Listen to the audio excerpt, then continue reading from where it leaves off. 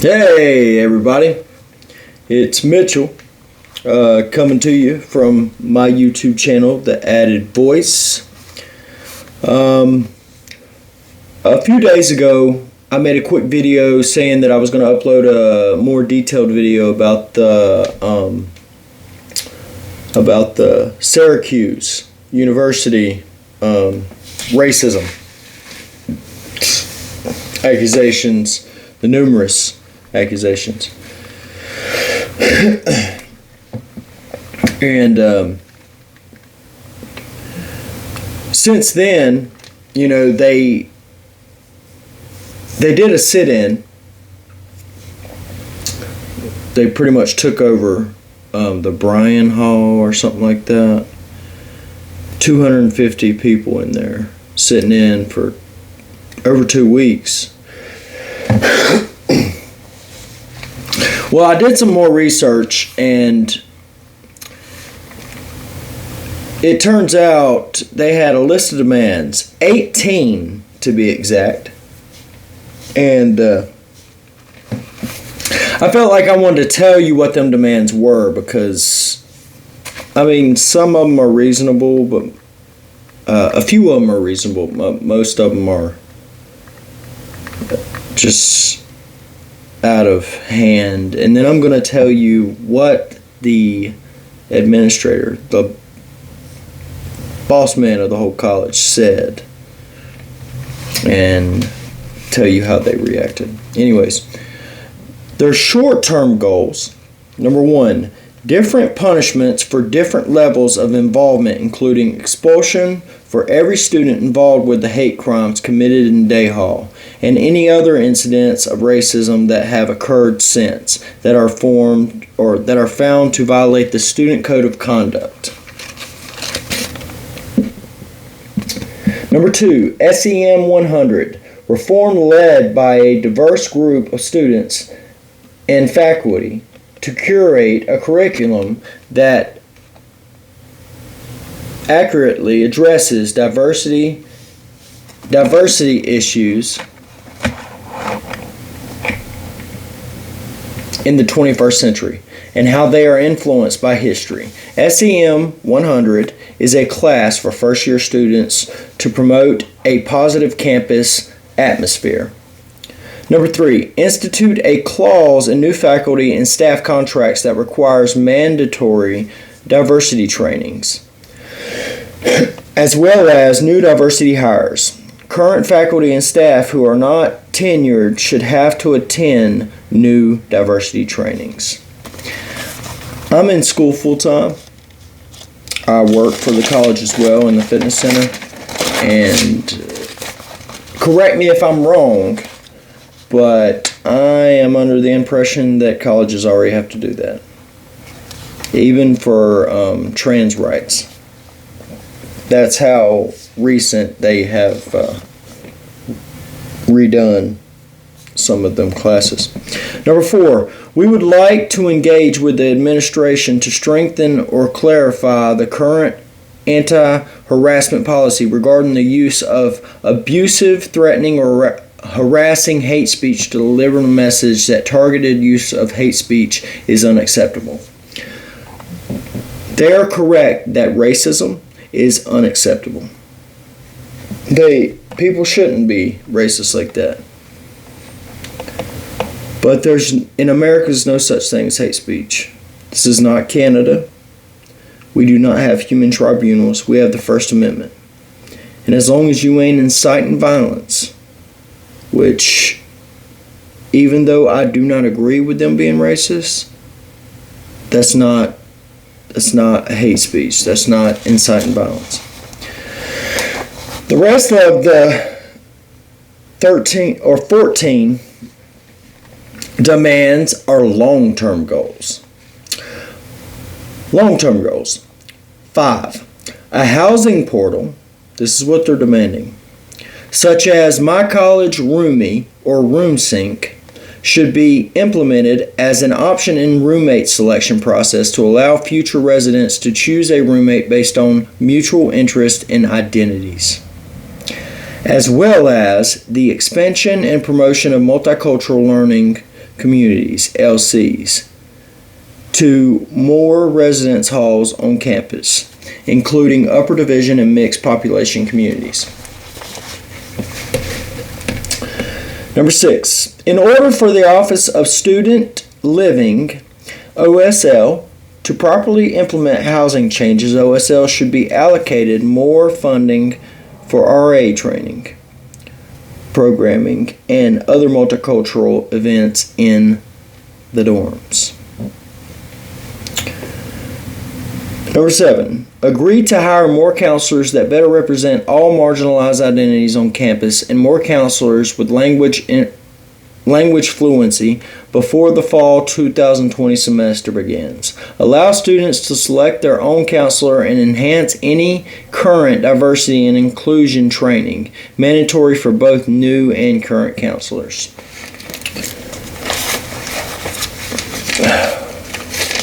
Number 8. Agree to the development of a building for multicultural offices, including scholarship offices, organization, and programs, moving the existing offices for students of color to their new locations.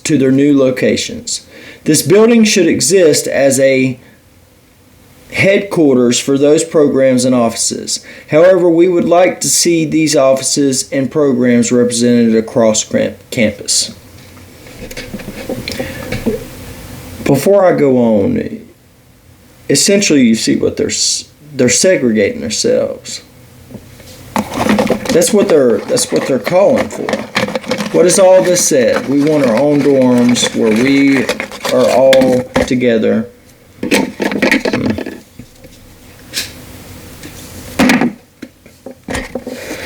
That's not how you fix the problem.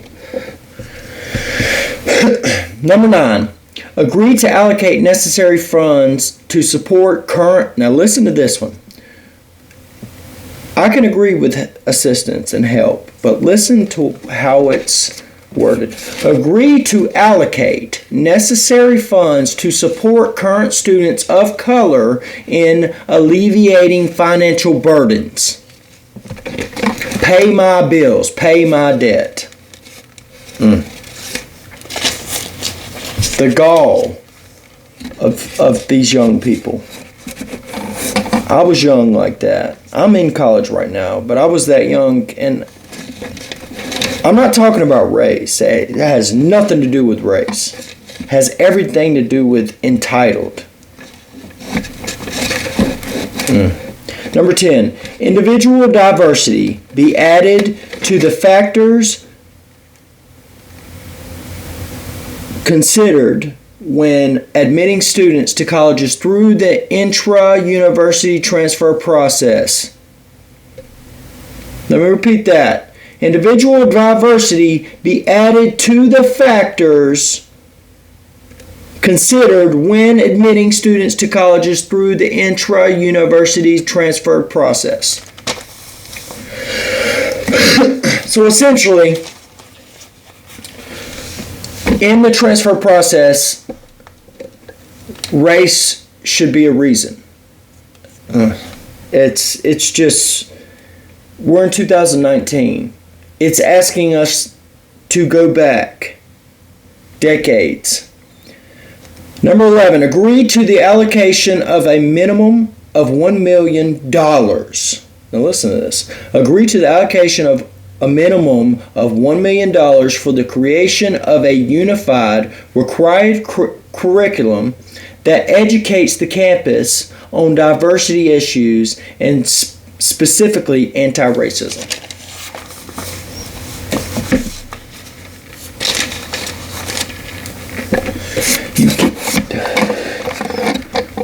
You cannot allocate that much money for a couple bad eggs.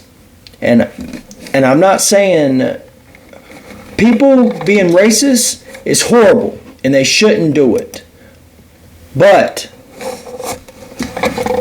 you can't. That's not how funding works. You can't do that. If we did that, just like Bernie Sanders and Elizabeth Warren, free college, free Medicare, blah, blah, blah, blah, blah, it would crash. Better yet, it's my opinion, it's my belief, it's my interpretation from analyzation and reading, research, and stuff like that, that we wouldn't even need to get to that point. That all we need is them to get elected. Bernie Sanders, Elizabeth Warren, almost any of the Democrats, and I almost guarantee the stock market would crash. Because the reason the stock market keeps on going up is optimism. They are optimistic. They are happy. Because they feel they got a businessman around the country. And look how good it's doing. Okay. Number 12. Monthly updates about every long-term demand be sent via email. You hear this, right? Publicized through Syracuse University media outlets and the development of a website where demand updates can be tracked by the public. 13. Make the diversity training status of a tenured professors readily available through this public website.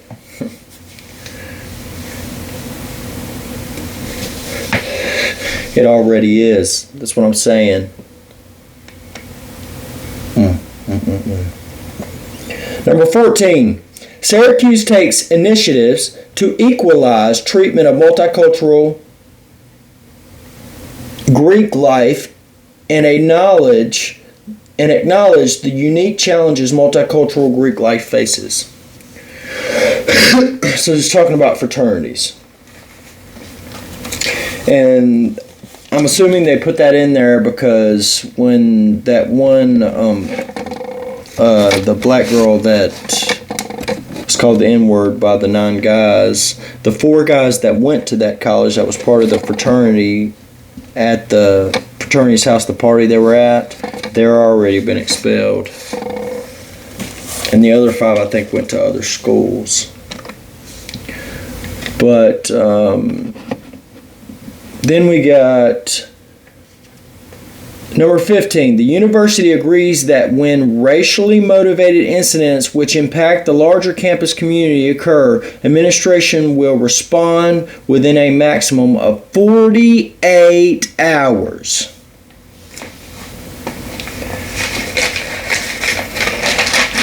You know, I can get behind and fight racism and fight evil and fight stuff like that with you. But a basic investigation typically takes more than 48 hours.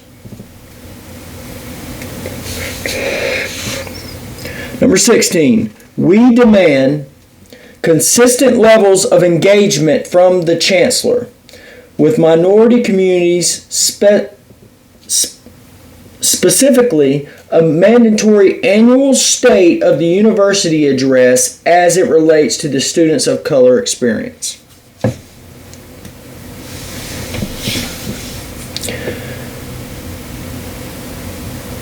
They do that for all students. They don't do it for only Hispanic students. They don't do it for only Asian students. They don't do it for only white students. You can't do this because it would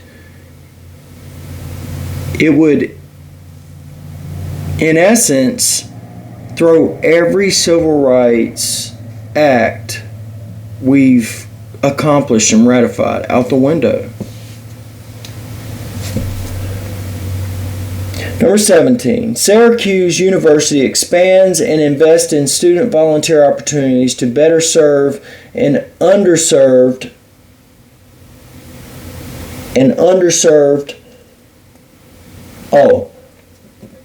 volunteer opportunities to better serve undeserved and low-income communities in the city of Syracuse.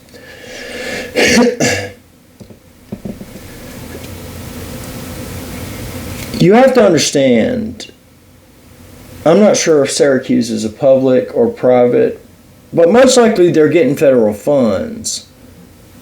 And federal funds are already tight as it is. You can't just demand at least $1 million and then demand this and demand that. Everything you're demanding takes money. Anyways, last but certainly not least, the university agrees that there will be no consequences or... Now listen to this one, okay? They want to punish the other people, which I agree with. The university agrees that there will be no consequences or sanctions arising for students who are participating in the sit-in as a result of their participation on the sit-in.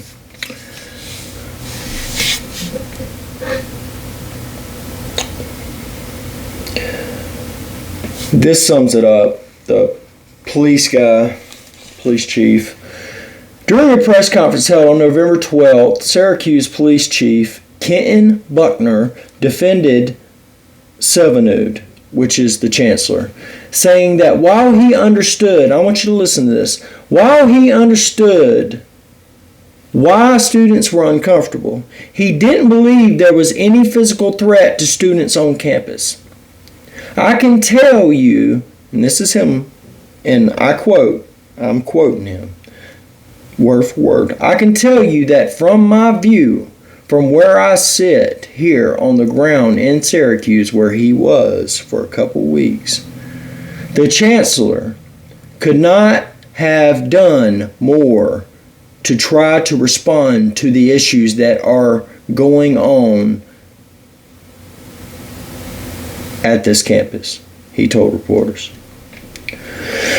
Students say the incidents are a consequence, now listen to this, not only of the university's overall failure to address systemic issues of racism, but also of an act of empathy or a lack of empathy from a group of predominantly white school officials. And this is stated word for word as well. Though the chancellor did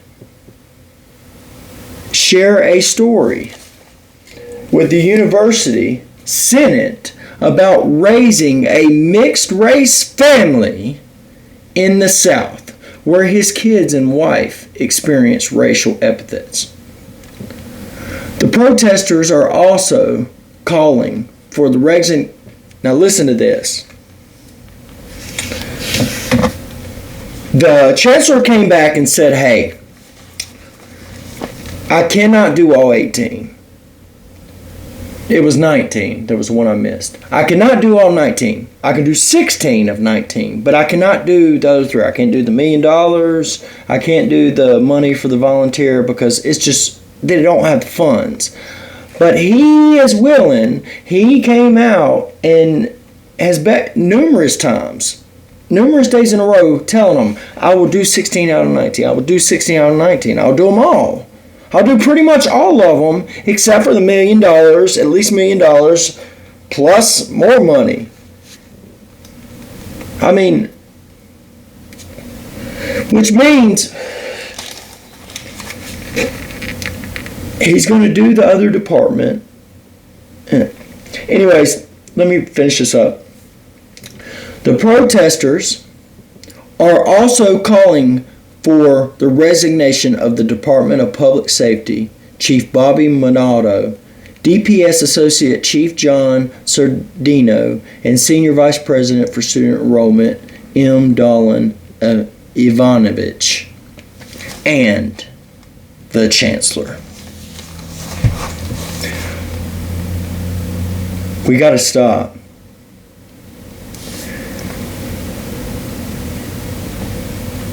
We fight racism with unity, with love, with hope, with strength, with determination, with motivation,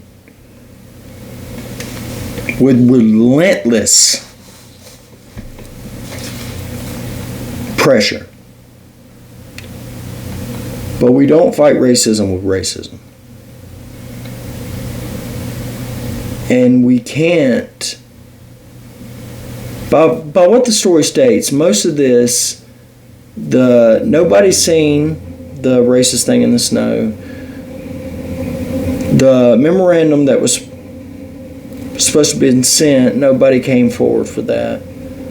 Well, I mean, what are we going to do about this? I mean, I'm in college. I get treated bad.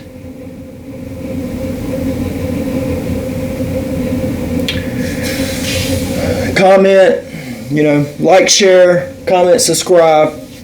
You know what I'm talking about. Throw me some questions. Let's talk about it. This bothers me really bad. This is repetitive. This is on and on and on and on and on and on and on. All right. I'll see y'all next time. I love y'all. Peace be with this country.